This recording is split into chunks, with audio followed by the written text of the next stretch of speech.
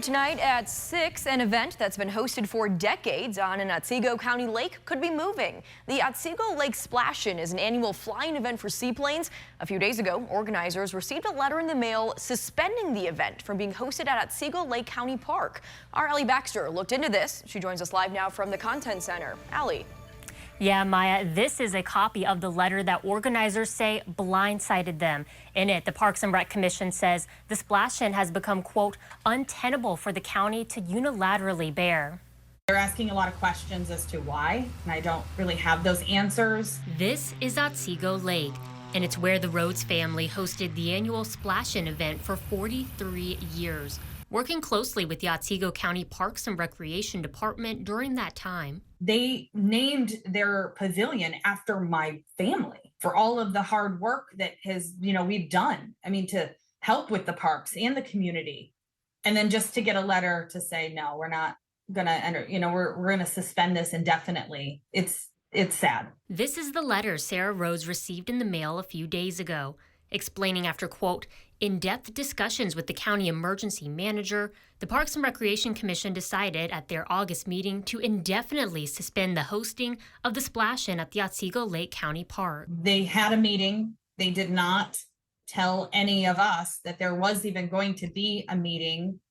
And so we had no opportunity to attend or speak on the organization's behalf. The letter continues on to say the financial burdens, legal liability, and safety concerns associated with the event have become untenable for the county to bear. However, the commission may consider continuing to host the event for a minimum $5 million liability insurance coverage plan and $100,000 fee. We don't have that kind of money. We're just a family that puts on an event. We don't make money. We just do it for the love of the community and the love of seaplanes. The letter cites the reasoning for that fee is to cover the Parks and Rec staff time, Otsego County first responder staffing, and liability and safety concerns the county would take on. However, a document about the splash-in included in the August meeting packet says the park and the county did not have any liability over the lake. They are not responsible for accidents that may happen. When we showed Sarah this document, this was the first time she had seen it. It doesn't say anything that there was any issues or violations. Nothing. Another page says nearly $2,000 is made in weekend sales from the splash-in. That all goes to the Parks and Rec Department. We don't get any profit sharing.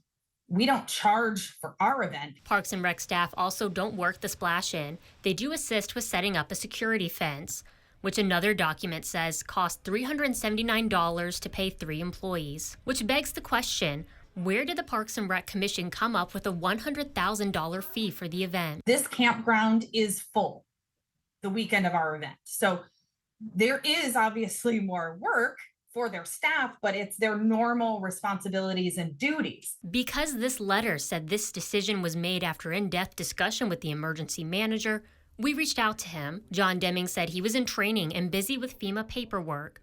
We sent him questions over email. He either said he didn't know the answer or deferred to the Parks and Rec Commission.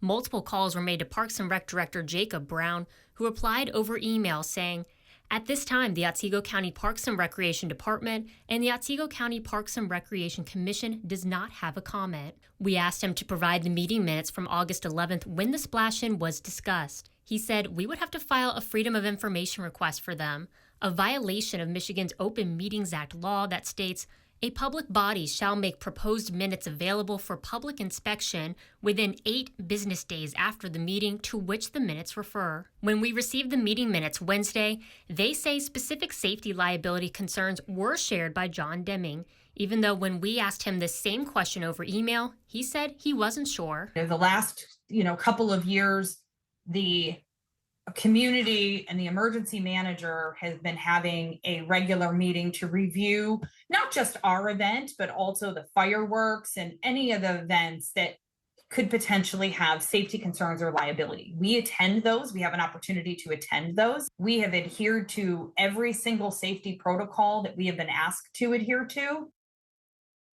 Now, another one of our reporters attempted to call the Parks and Recreation Department on Tuesday. She was told by the person on the phone he was instructed to not talk to us. In that same meeting where the splash-in was suspended, a safety review was also done for the fireworks that happened on the lake. Meeting minutes say the emergency manager was in favor of keeping this event, even though in 2023, this event was canceled when the platform of fireworks collapsed into the lake. Live in the Content Center, Allie Baxter, back to you.